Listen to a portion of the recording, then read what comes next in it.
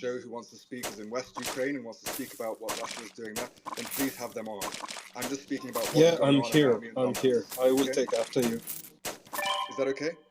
So, but I could speak about a lot of things, but what I wanted to speak about, and for the people on this show who are more anti-Russia, I think they'll find this very interesting as well. There's many questions I could talk about, but one question I think Kim was asking about is how many people in these regions are pro-Russian, pro-Ukrainian? I feel very qualified to answer those questions. I was here in 2014 in Donbass. Now, it was very clear there was many Western journalists there, and all of them would admit there was a very clear Russian majority in Donbass in 2014. Since then, in the last 8 years, that has increased hugely. It's now about 90% pro-Russian in Donbass. Why? Because now they're living under a separatist rule, now Russian rule, and Ukraine has been bombing them. So most Ukrainians have fled, they've left. So that it was a clear Russian majority in Donbass, in the separatist-held areas. Now it's a 90% majority. You do hear people. Johnny, just let me finish, please. You'll be happy about some of the things I have to say. Okay. So in Mariupol, Mariupol used to be a very mixed city. I've been there many times. It used to be very mixed. Now most Ukrainians have left. Everyone I speak to there now is pro-Russian, but that's because so many of the Ukrainians have left the city. I went to Berdyansk.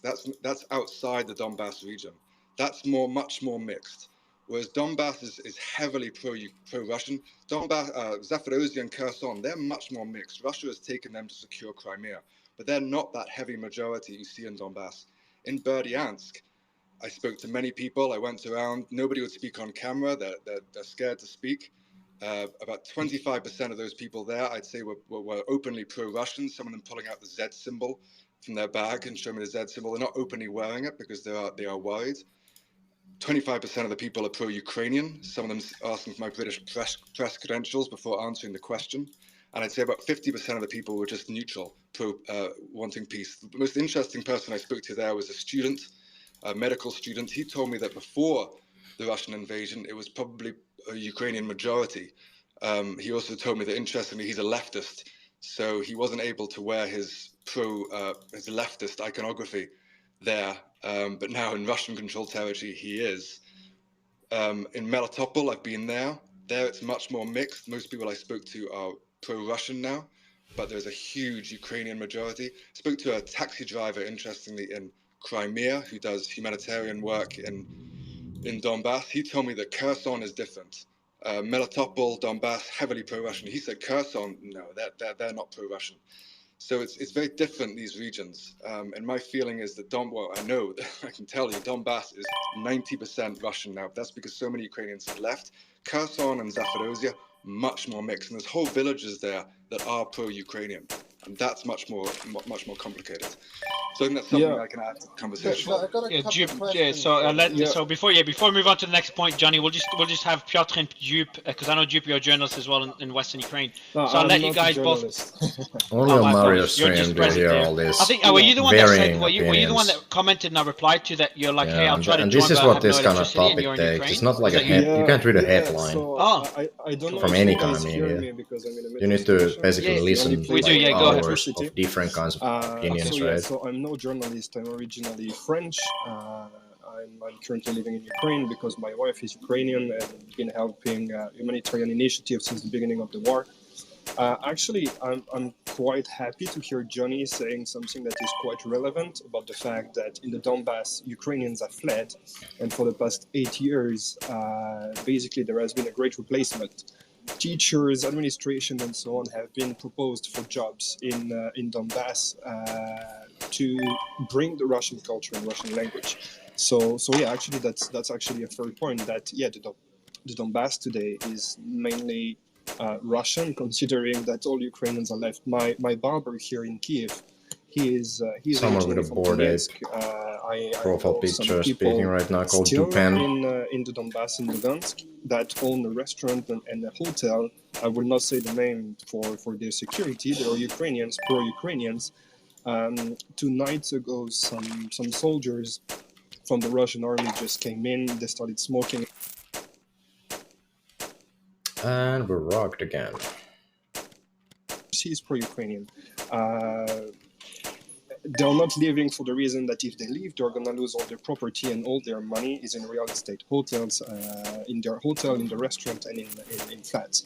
And they just trashed it, and they can't do anything because of the fear. So yeah, this is why journalists should only speak about areas they're currently in, not about other areas. That's important thing. I'm here. No. This is okay. Maybe this is ridiculous for you. It was 4 guys or 5 guys, Buryats mainly, coming from the very eastern part of Russia, that started to smoke inside the restaurant, and he said you can't smoke. So he put them in one of the little VIP room, and they just trashed the room. No, I think we'll have anecdotal stories on both sides of every war. So there'll be stories of Russian soldiers coming in and beating innocent people up. There'll be stories of Ukrainian soldiers coming in and beating innocent people up. I think it's just part of humans being humans, and we're not that. And everyone should remember that a war is dirty. Like there is, like in war, it brings out the worst of everyone. And whether you're fighting for your country or you're fighting on the other side, like at the end of the day, it's just terrible. It's dirty. There is one thing also I wanted to add. I'm a bit upset as a European. I'm not pro-America. I used to be pro-Putin. I lived in Russia before 2018. I have a lot of friends in Russia. Whether living in Russia or outside of Russia, I was quite impressed by Putin back then, because the propaganda, the Russian soft power, not propaganda. This might actually work to just very well here. People that are thinking that our system is fucked. Sorry for the cursing. And our system is fucked. The American imperialism, the past colonialism of Europe and so on, and everything they do to keep power is bringing the situation of today. But today, making it as a NATO against Russia fight and bringing all the time the topic to NATO is not right. Ukraine has been, as someone else was saying earlier, Ukraine has been for a very long time the crown jewel of Russia. Ukraine built 75% of the Black Sea Fleet. The Admiral Kuznetsov, the only aircraft carrier of Russia, was built in Odessa. Ukraine has the Antonov factory. Ukraine was building the engines for the Russian rockets. So Ukraine has always been strategic in this sense, and always bringing NATO to justify the aggression is not right. It's 20% of the problem. It is a problem. Yes, it serves US interests. So essentially what you're saying is a mix of both NATO's expansion to the east, along with Ukraine's importance historically to Russia. I think it's an important point, and I interrupted you just because I wanted to continue. It's a good point. Yeah, because I know. Let's continue. To Johnny's, I want to go through Johnny's accounts as well, Dupe, but I don't want to diminish the points you're making, because they were being discussed a bit earlier before you joined as well. So before we continue discussing and moi je parle français aussi, alors I'm glad to have a French on stage. But before we continue, so Piotr, you wanted to respond to Johnny's points about I have 2 points real quick, Mario, if I may. This is just over the last few minutes. Is that about Johnny's? Because I know that Piotr wanted to respond to Johnny's points. Maybe we do that and then we move on to you, Kim. Okay. So I've waited a while. Okay, go ahead. A couple of things were said that are just out of Kim's social status, and he always kind of like manages to override whatever Mario wants. For Russia, they weren't kidnapped. The reason they left is because the Ukrainian government decided to stop all pension payments and social payments to people who were living in those regions. So imagine you're like a 70, 80-year-old woman who's worked her entire life, has earned her pension, and then simply because she is in that part of the Ukraine that is contested, the Ukrainian government stopped payments to those people. And the country that offered refuge to them and said, okay, if you want to come to Russia, we will continue your pension payments here.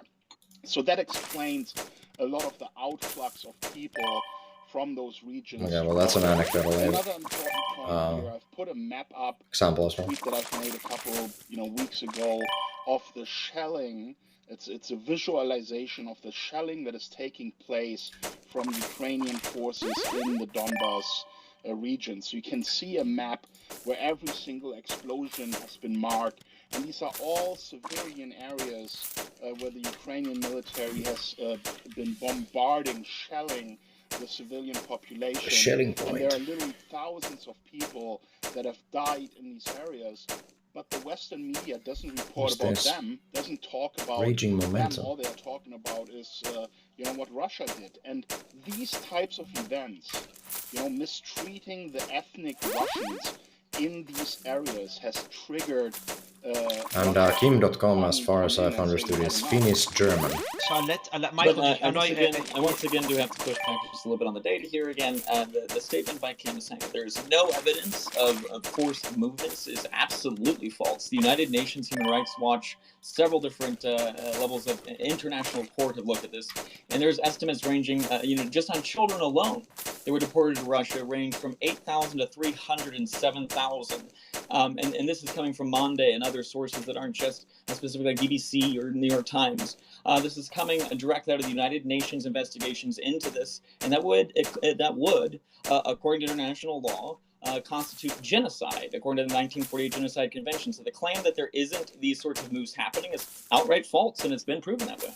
Well, then why don't you do what we all do and post your evidence up on top in a tweet with happily, we would really appreciate that, chat. Okay. Fantastic. Happy to do so. Michael, I've sourced my stuff for years. I want to speak to a couple of Administrator, Yeah. I'm in Donbass right now. There's no I'm genocide really tired of going the on by the attacks. Russians. It's ridiculous. Yeah, I'm in Donbass. There's no genocide going on by the Russians. That's the most absurd thing I've ever heard. So a couple of points. So I think Johnny, the genocide that chat is referring to is just the forced removal. Is that the one? So the forced removal of multiple terms that come under the doctrine on genocide.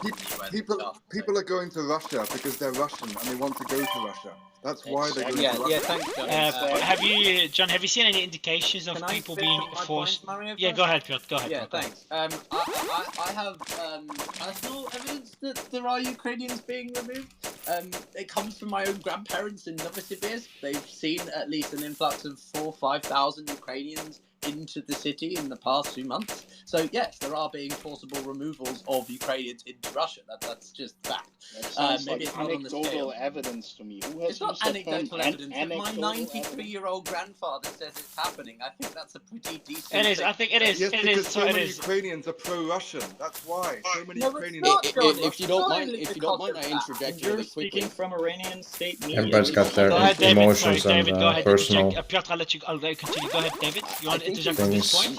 Yeah, I think in time of wars, Noam Chomsky in manufacturing consent in the sense of how one information is attributed through the media and necessarily distilled to us is quite construed in that sense. And on our level, there's a lot of responsibilities, as you guys are doing, to necessarily maintain truth and objectivity within what we're necessarily mentioning. One point I want to mention about the NATO incursion, I should say NATO developments and the actual implementations and invoking Article 4 and Article 5, I think that on a legislative level, Putin has been quite pertinent in the sense of in this Ukrainian incursion. And illegally speaking, he has implemented one appropriate development since 2014 and the Russo-Ukrainian war development in that whole Baltic region. And I think that when we're looking at the whole complexities, prologue was really pertinent as to the economical consequences that are developing, because currently Putin is profiting quite tremendously with his oil whitewashing across other nations and the actual implementations of the power struggle that's occurring across the Eurozone. And I think that on this new claims, we're seeing a world war, but in economical terms, right? We're seeing Russia, we're seeing the United States, we're seeing China, we're seeing India, we're seeing Saudi, we're seeing Iran, and we're seeing Afghanistan. This is by all means world war. And so in this definition, I think that Putin on a legislative level has been quite pertinent, and that's my main point. And this is essentially something that needs to be discussed. So I think David raises. Thank you very much. I think David raises some fantastic points. I think it's, the problem with these kinds of debates is that you're going to talk about everything under the sun, and you go from talking about specific sets of snipers to suddenly the historical relationship between NATO and Russia, which is quite a larger scale. And, so we've got lots of different conversational streams happening at once. I just want to speak specifically to Johnny. So Johnny, I'm curious from your experience then, and I'm not going to ask you, Piotr speaking. Piotr Kurzen. So you're saying Johnny that Miller. from what you've seen, the vast majority or a very sizable majority of people do support the, I don't want to call it occupancy, but the presence of Russia within these regions. The question I have, just a couple of questions. So I was also, I see for some reason Twitter states you're around affiliated media. I don't know. I don't know why it says that. I'm curious. But the other thing I saw you share on your feed, which is interesting for me, is the reference of Douglas McGregor. Now, this is for the people who don't know. Douglas McGregor is a military veteran, and he's been commenting on the war in different facets. But he has made a few appearances on Tucker Carlson, and so I was just wondering, because you state that Russian forces have Tucker Carlson. That sounds like a crime. To finish off the Ukrainian. He's perfectly state. reasonable. From what I understand, Douglas McGregor has called a few, military developments and has called them wrong. He got Kherson wrong, and he got Kharkiv wrong. So I'm just curious if you could speak to why, for you, Douglas McGregor has been an accurate source of information despite the military miscalculations he's since been shown up for. No, well, how I use Twitter, I'm quite new to Twitter. I just retweet things which I find interesting. It doesn't mean I necessarily support them, but I find them interesting. I retweet some of Kin.com's posts. I retweet people in Kiev who are talking about how bad the situation is in Kiev for civilians. I just retweet interesting information. So, him and Scott Ritter, military analysts, they've got a lot wrong, they get a lot right. I'm sure I get a lot wrong, get a lot right. So I just retweet that as a possibility of what's going to happen at the moment. We don't know what's going to happen at the moment in Ukraine. The probability, as I've been predicting from the start, is that the longer this goes on, the more NATO supports Ukraine, the more Ukraine will be destroyed. I have a pro-government Kiev friend in Kiev, pro-Ukrainian government friend in Kiev. And I say to him, you need to promote peace. I'm here. I am working for Press TV, Iranian broadcaster here.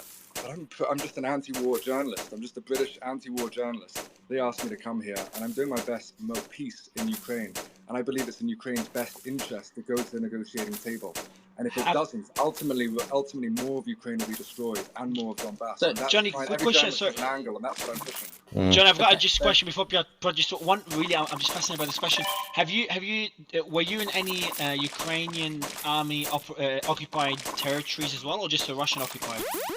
I was in Kiev in April, but I Perfect. left Okay, so what's too dangerous for me. Okay, that's my question exactly. So because I would have loved to ask a question to a reporter that's pro-Ukraine in Russian occupied territory, but I'll ask you that question, like, how is it for a reporter there? Like, what any terrifying experiences you've been through? It's a free. One of the most important things I would say to you is that, I'm almost the only Western reporter in Russian held territory or occupied territory. The Russian government does allow Western mainstream reporters in. There have been French, there have been German, there have been Italian. A contact with the Russian government is in a position to know has told me that no British or American journalist from a mainstream outlet has even applied to come here. And I do believe him. Right. They are allowing French, German, Italians in, but they're simply not sending them. And the reason mainstream journalists are not coming to Russian-controlled territory is because they would have no choice. There's no smoking gun here of Russia's committing war crimes, mass deporting people. Any Western journalists, I met many mainstream journalists, a lot of them are very honest, good people. They would have no choice. Often when I've been standing here, I've been to the bus stations of Ukraine just bombing civilians. And the vast majority, 90%, as I say, support Russia. It's hard to find any. I'm sorry, Johnny, but that's just not any true. mainstream reporter. Well, I've just posted above, and to refute the claim that this is only coming from Western sources. I posted above. But for people listening, Johnny's giving very maximalist. I've been in Donbass. So to refute the claim, and I'll make this quite clear here, I put up at the top a non-Western source by Al Jazeera, which specifically says that they also are seeing the same things coming from the UN. That says there was credible reports that children from Ukraine were transferred to Russia. And the quote says, in cases that our offices documented during filtration, Russian armed forces have, this is from Al Jazeera, have subjected persons to body searches, sometimes involving forced nudity and detailed interrogations. Women and girls are at risk of sexual abuse during the filtration procedures. So please stop claiming that this is just coming from Western sources, when even Al Jazeera, who someone on stage just earlier today with Russian state media was saying was a great way to look at other sides of the story here. That was me, just to point out. But Johnny, sorry, but you're making a lot of maximalist statements here. Like, I have at least 2 contacts that I can say have been and were in Kherson under Russian occupation Kherson within is the past different. 2 months. Kherson is different. I've already stated that. Kherson No, it's is not. very It was different Russian to Donbass. occupied. It was Russian controlled. I've How's already that different stated. to I have already stated that. Kherson, I've already stated that. Kherson is very different than Donbass. Donbass, How? Donetsk is 90% Russian. Kherson, I haven't been to Kherson. Kherson may well have been more pro-Ukrainian than pro-Russian. Kherson is very different.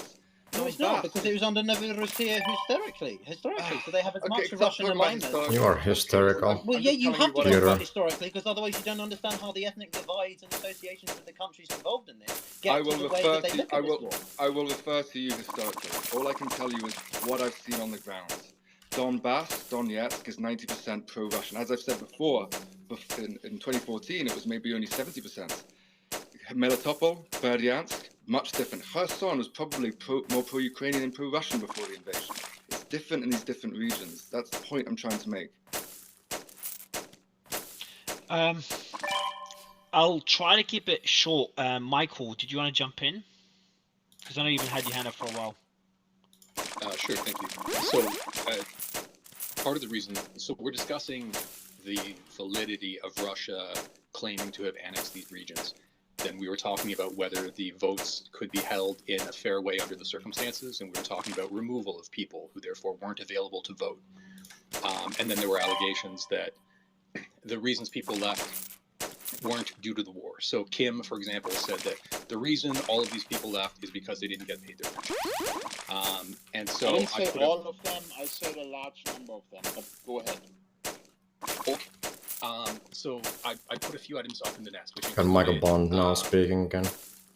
A number of reports, including from Yale University, on the filtration camp system, whereby Russia is, scanning the population, taking people into custody, holding them for long periods of time. The allegations are that torture and executions are occurring in some circumstances when people apparently aren't reliable enough for the Russians to be allowed to be free. There are also reports that many people from this filtration system have then been pushed into Russia. So that's one mechanism by which people are being moved involuntarily. The other, and I've only put up one source here, but I mean there are many reports, are that particularly early in the war, when there were negotiations to try to establish green corridors or evacuation corridors, there was much debate about getting those set up. Some worked that flowed out to free Ukraine, but there were also many times where convoys of civilian vehicles were attacked by the Russians, killing all the civilians in the convoys. And it's argued that the theory was they'll say that these corridors exist, but that the only real safe corridors were the ones that flowed east into Russia. And that as a result, people did want to flee, mainly because of the war, not because of a lack of pensions. And many who would have preferred to flee into Ukraine, instead, their only option was to go to Russia. So I just want to highlight that. Also, and so just to back up Chet wanted to use non-Western sources. I put it up a while ago. We didn't get to it. It's up again. The first tweet in the nest from an account called Zenka. It doesn't matter who tweeted it. It's just that it's a link to the Human Rights Commission at the United Nations, and it's their preliminary report. It's now the second item in the nest. It's their preliminary report on war crimes in Ukraine, and it speaks to the fact that war crimes are being committed by both sides, but it goes into the detail of what's alleged on each side. So I encourage you to look at that as a non-Western aligned source through the UN. Let me give you a source from a former Prime Minister of Ukraine, and I've just put the tweet up, who said they must be killed with nuclear weapons. And she was referring to the people in the eastern part of Ukraine. And why do you think people who hear statements like that from Ukraine leaders, why do you think they would want to vote to remain in Ukraine? That doesn't make sense for these people who hear this kind of stuff to say, hey, they want to nuke us. We should probably vote to be part of Russia. Does Ukraine have nuclear weapons? Yeah, I want to speak on that for a second. The nuclear weapons point is very important. It was to do with the fact that Ukraine held the third largest stockpile of weapons during the Cold War. The Budapest Memorandum that was established in 1994 between signatories of Russia, Ukraine, America, the UK, and I think one other, was basically the idea that, you know, if Ukraine gave up the weapons, then, you know, the US and the UK would, as signatories, you know, commit to coming to defend Ukraine if there were to ever be some conflict or issue. They failed on that in this regard and in previous regards, but I would also just keep in mind that the Budapest, whilst Ukraine had the stockpile weapons, they never had the capacity to launch them. That was always kept in Moscow. So this discussion... Well, this former prime minister certainly thought that nuclear weapons would be available for them, because of this phone call, which is available to everyone to listen to and to watch, she said they must be killed with nuclear weapons. So she clearly must have believed that they exist in Ukraine. I don't know what you're talking about. I'm just providing historical, like, objective classification of what the Budapest Memorandum was. I have no idea about these claims to nuke people. Well, Ukraine never had... I'm not disagreeing with you. I'm just factually stating that Ukraine, throughout its history, never had any means by which to launch nuclear weapons. That was always kept within, very much under the auspices of the Kremlin, because they would want to be centralized. Like I said, the former prime minister of Ukraine is not agreeing with you, because she said... Well, then you're providing some kind of deliberate misinformation or something, because Ukraine's never had... It's actually in her own words. If you would look at the tweet, it's her But what is the own point? words that What she is the is point of using. it? What is the point you're trying to make? Well, the point that I'm trying to make is there are people here who think that people in eastern Ukraine were at gunpoint forced to vote for Russia and that these were sham referenda. But then you need to understand their psychology. They have been shelled by the Ukraine military. What's this got to do with nuclear capabilities? Well, it has a lot to do with it, because these people heard from a former prime minister of Ukraine that they should be nuked, right? Well, So if Ukraine had the nuclear weapons, they would have used them by now, surely. This is, if anything, is an existential threat to Ukraine. It's now. So why haven't they brought them out? Piotr, I can repeat this again and again. This is her own words. Former prime minister of Ukraine. It's up there. Just can I correct the statement? I want to correct the statement on the Budapest Memorandum. The U.S. and the UK did not agree to come and help Ukraine. That memorandum was that the countries that signed, including Russia, agreed not to attack Ukraine if they surrendered those nuclear weapons. And a lot of people say that Russia broke that memorandum by attacking Ukraine, and Russia's counter argument to that is that Ukraine was killing native Russians in Donbass, and also Ukraine was actively trying to get their nuclear weapons back. So Russia is claiming that Ukraine broke that treaty, and 2 days before the attack, Zelensky openly stated that Ukraine is going to get nuclear weapons, and Russia attacked 2 days later. Yeah, so the second point is complete rubbish. Ukraine would never have been able to just acquire its nuclear weapons. And the Russians but that doesn't matter. Okay, so here's the thing. Here's the thing, right? Just like Kim, I agree with Kim 100%, right? When a Ukrainian politician openly states that eastern Ukraine should be nuked. It's irrelevant whether Ukraine has nuclear weapons, whether Ukraine has the ability to get nuclear weapons. When you have incompetent politicians like that make these bold claims, there will be consequences. The same exact thing. On both sides. So Michael, I know you tried to jump in earlier, Michael, on this particular point, and you never interrupt. So go ahead, bro. Michael, you're muted. Oh, I'm sorry about that. I just wanted to say that at least once a week on the biggest TV show, Solovyev's show in Russia, they have guests presenting, regime opinions, calling for various places in Europe and Ukraine to be nuked. And Medvedev, every couple of weeks puts out a veiled threat to the use of nuclear weapons, including in Ukraine.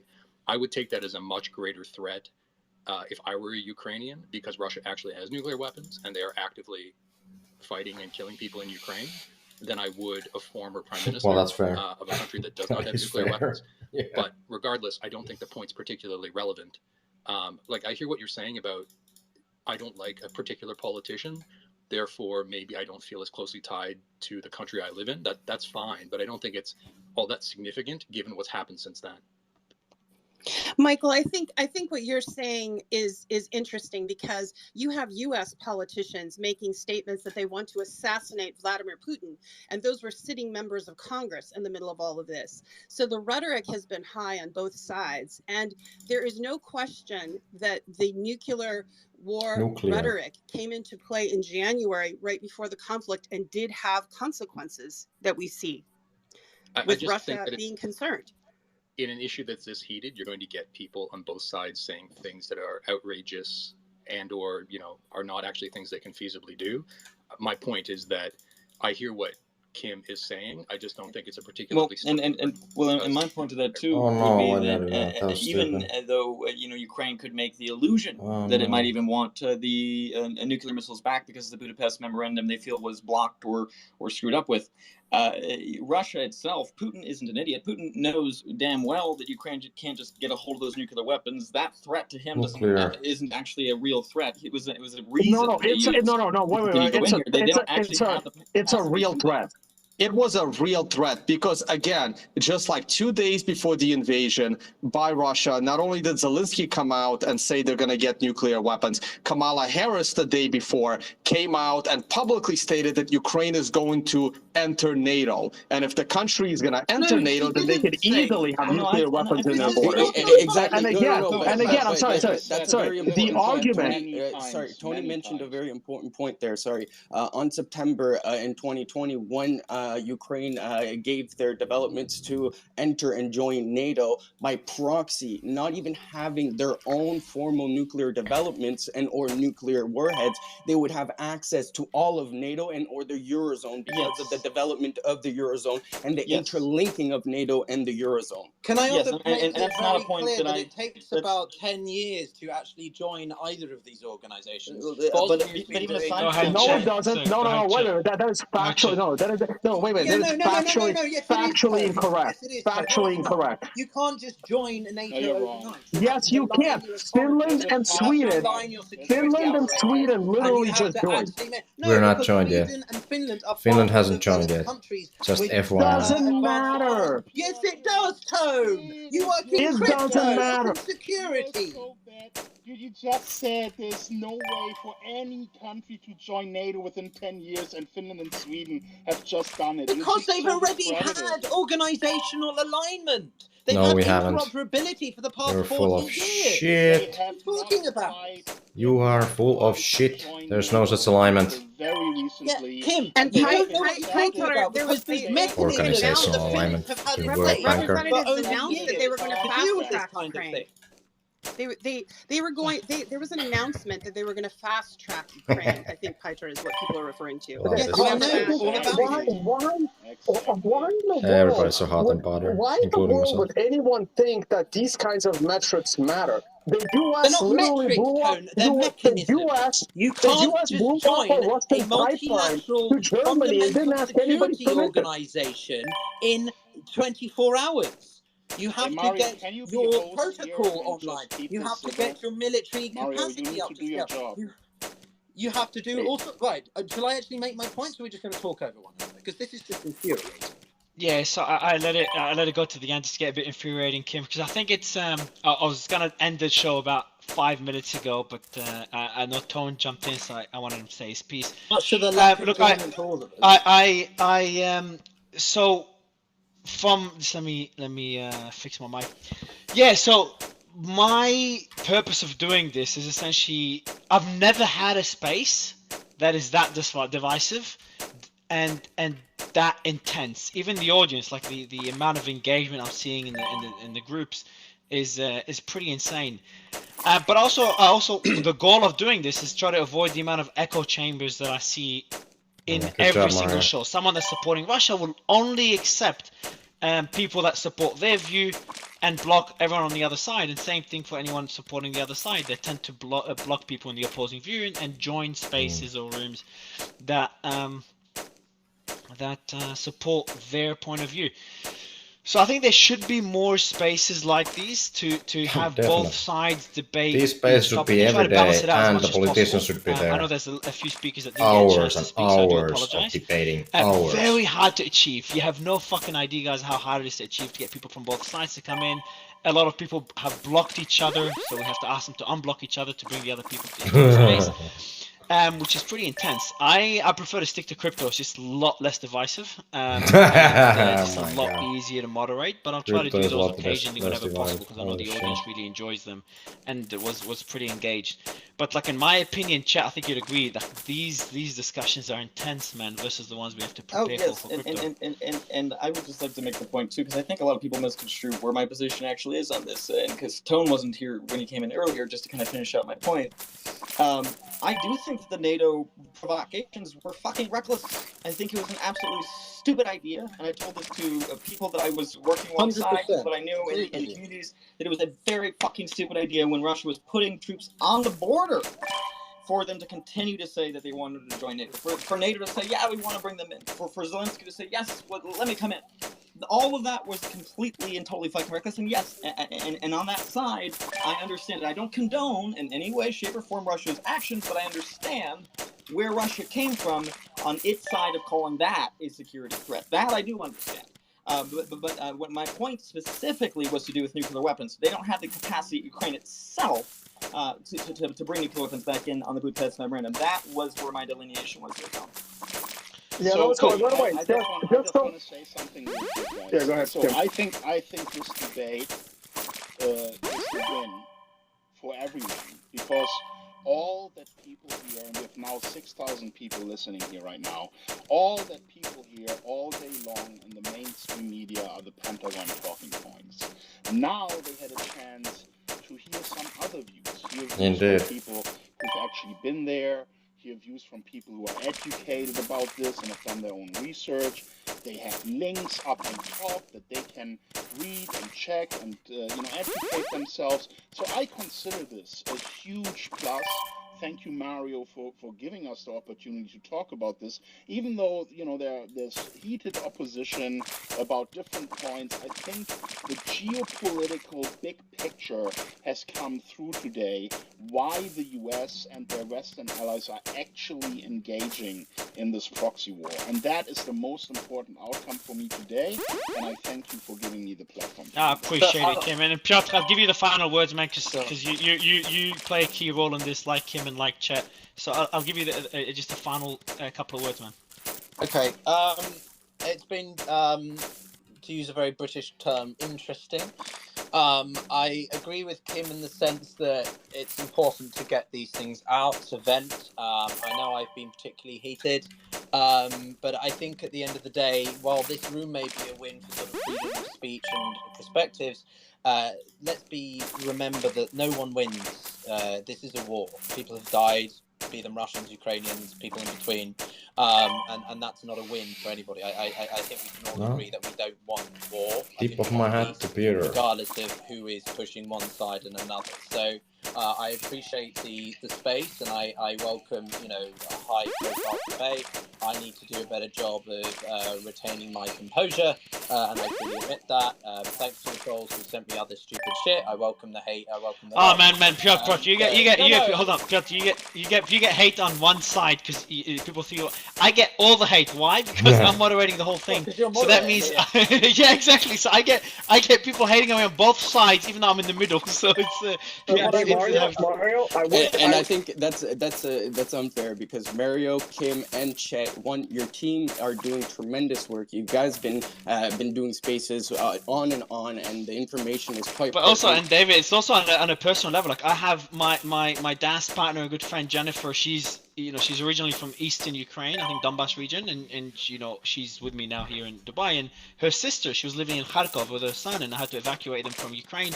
I've had employees I had to evacuate from Ukraine. I almost, Chet was guiding me in that process as well to help evacuate people.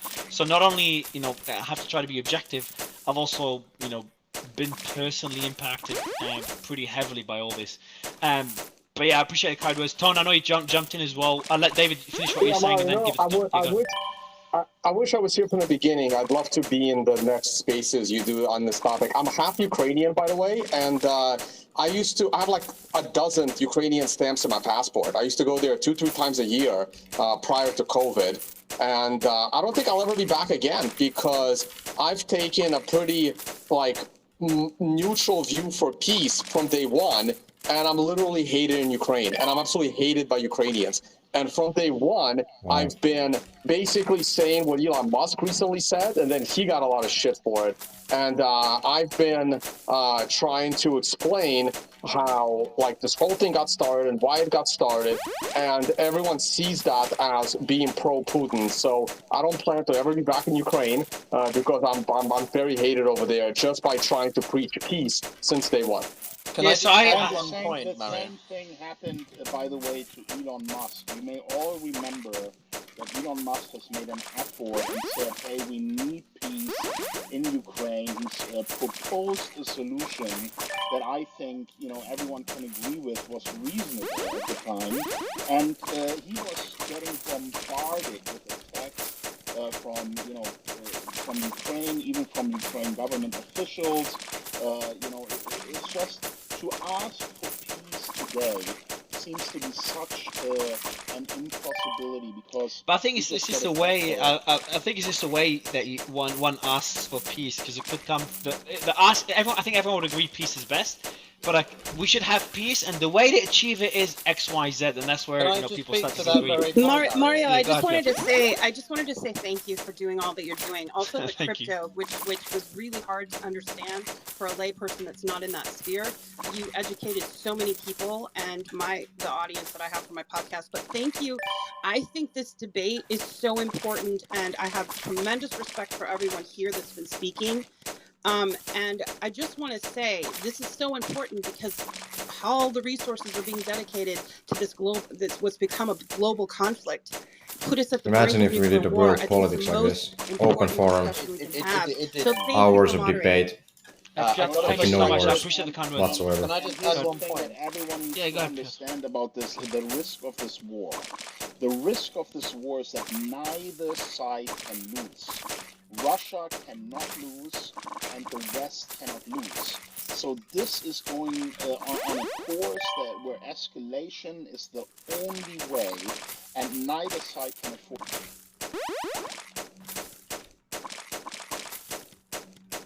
This is rock again. I think so. Because right now, there are no peace talks. The West is telling Ukraine, do not talk about peace. And therefore, all we have is war. And yeah, that's absolutely true. No, it's not. They've recently, it's absolutely true. They've recently got selected. We'll just keep doing this. No, I mean, you can just interjecting with your lies, but I'm telling you how the truth. Dude, you've been spouting shit all session. I'll let you finish, Kim, and I'll give Piotr the final word. Go ahead. Yeah, I wanted to say one point. Can you just give me a minute, and then I'll let you speak? How about that? With pleasure. Yeah, fantastic. That's civil, right? That's how we should do it, and not with swear words and interjections. Give me a big kiss, buddy. We're all friends here. It's probably the last time I'm going to have any kind of discussion with him present, because it's just disrespectful. So here's what I wanted to say. There's no peace negotiations. Zelensky has actually passed a law in Ukraine that prohibits any negotiations with Vladimir Putin. And then the US government has said, well, we can no longer take this aggressive stance. We need to at least say we would be open to peace talks, but Zelensky's requirements for peace talks are that the Russians return all territories, including Crimea, that everyone who is alleged of war crimes is handing themselves over to the International Court of Justice, and so on. And by the way, Russia has to pay $750 billion to repair Ukraine. These are the negotiation points that Zelensky is putting to the Russians. So there is no real attempt for any serious peace negotiations. So we are on a case of total escalation that will just keep going on, because neither side can afford to lose this conflict. And Ukraine is literally just the pawn in the middle, because it's really a war between Russia and the West. I love how Kim so that's the last point. Go on, Dave. mop the floor with beer. Very quickly. I think Kim mentioned something very important as to this space creates a more distilled information than the traditional media centers. And in this idea, Putin is creating fiscal dominance regimes across the Eurozone. And it's now that he doesn't want to talk to you anymore, Peter, all of a sudden you're a Bitcoin. Systematic pressures across all of it caused by Putin and his profiteering. And this is something that needs to be analyzed. But I was just trying to wrap up with the with the emphasis that this is a war, and at the end of the day, if you stand on one side or another, people are dying, and it's terrible. Unfortunately, we can't not raise certain things. So David's point, he's right.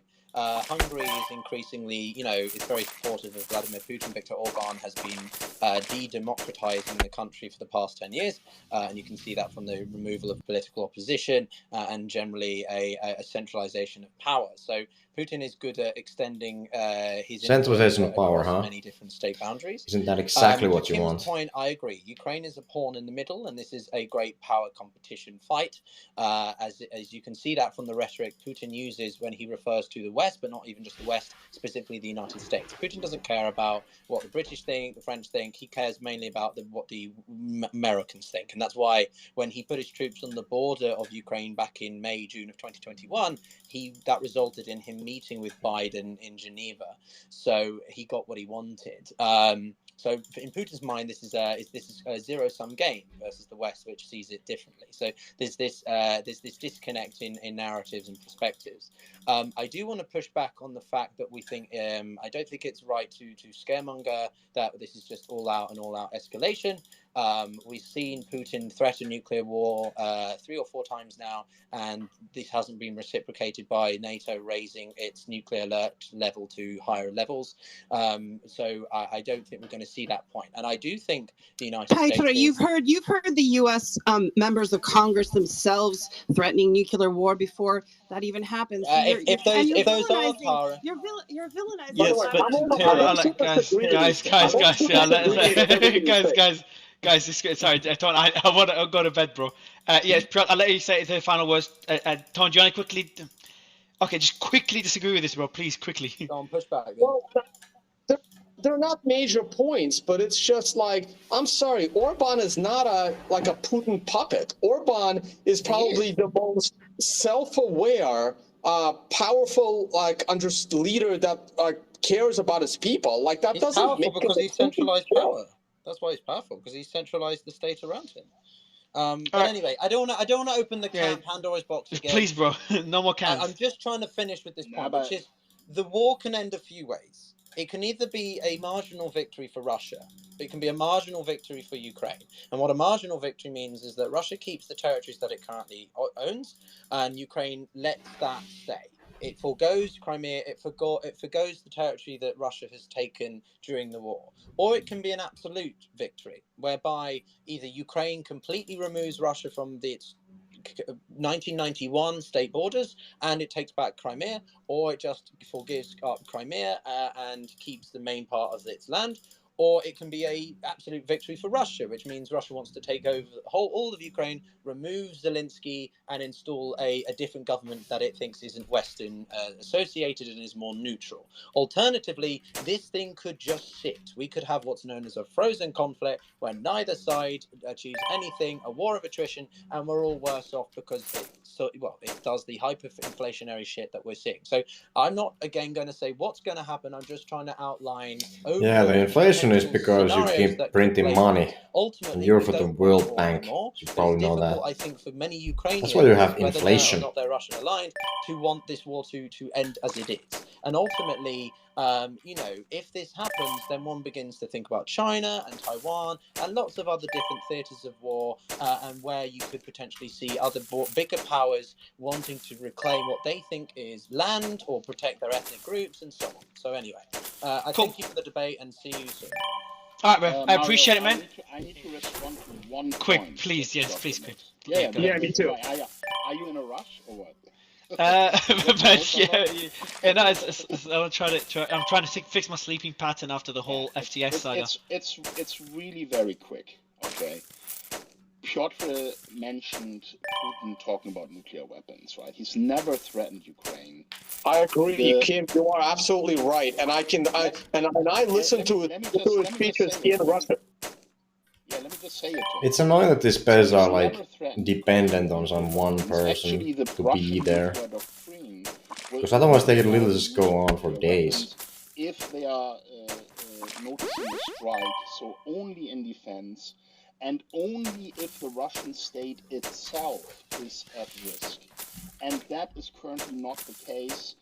If NATO, on the other hand, enters the conflict and joins this war, then we are on a whole different playing field. So to bring up Putin in this way and say that he is threatening to use nuclear weapons is again another Pentagon. No, it's not, Kim, because he's the one who's mentioned nuclear weapons. The way I would push back himself specifically, the foreign minister of Russia said that the threat of nuclear weapons should be taken seriously. That was a deliberate statement of escalation, absolutely. Yeah, but not in the context of Ukraine. They would never use nuclear weapons in Ukraine, so you need to clarify this. Of course, they are saying if NATO enters this war, or the United States enters this war, we are in a different ballgame, and then the risk of nuclear war is real. Never ever has Russia threatened Ukraine with nuclear weapons. It's laughable. Yeah, the mainstream media completely twists everything. Like Putin comes up and says, we are ready to use our nuclear weapons in self-defense. And because he says it in Russian, the media says Putin is threatening to use nuclear weapons. Okay, so yeah, it's a lot of propaganda there. He's mentioned nuclear weapons. Michael, final quick words, man. We're mentioning nuclear weapons right now. Just because we're mentioning it doesn't mean we're ready to use it. But we're not heads of state with a. That was a fair point, Piotr. Go ahead, Michael. Mario, you should end it, Mario, because I will. Not leave it with Michael, whom I suspect is linked to CIA. Tara always escalates it to a whole new level. Hey, Michael, just a quick point, if you don't mind. Not too much, because Tara will kill me. Go ahead, man. Michael, you gotta unmute, my friend. Oh, did you remove him, Kim, or he dropped out? I think he dropped out. Yeah, I think he dropped out. I think he's just been called CIA, so he's a bit. I think he's pissed off. All right, guys. So anyway, I appreciate it, guys. It's a really tough topic. So for every panelist, no matter what your viewpoint is, coming up, I think it was a pretty good debate considering how sensitive it is. He did get kicked from the space. Are you sure? Because it glitched. No, Kim didn't. According to the message he just sent me, he got kicked. No, tell him he didn't get kicked. Because Kim, when he kicks someone, he tells me always. He tells me, he's like, Mario, I just kicked that person out. Yeah, guys. Anyway, it was a really good chat. Tomorrow will be the crypto show. So we'll be back to crypto. We usually do daily crypto shows. So if you're interested, again, we have one tomorrow. It's on my profile. You can set your reminders. And yeah, let me know. My second last tweet, so not the most recent one, the one just before it. I was asking for everyone's opinion. So go to the comments. I expect a lot of that's going to be the conversation. pretty So heated that's comments. also going to be the video. But let me. Yeah, a little bit interesting, a little bit different kind of background there. If you, for some reason, you stuck until this long, thanks a lot for listening and watching, and I'll see you guys in the next video.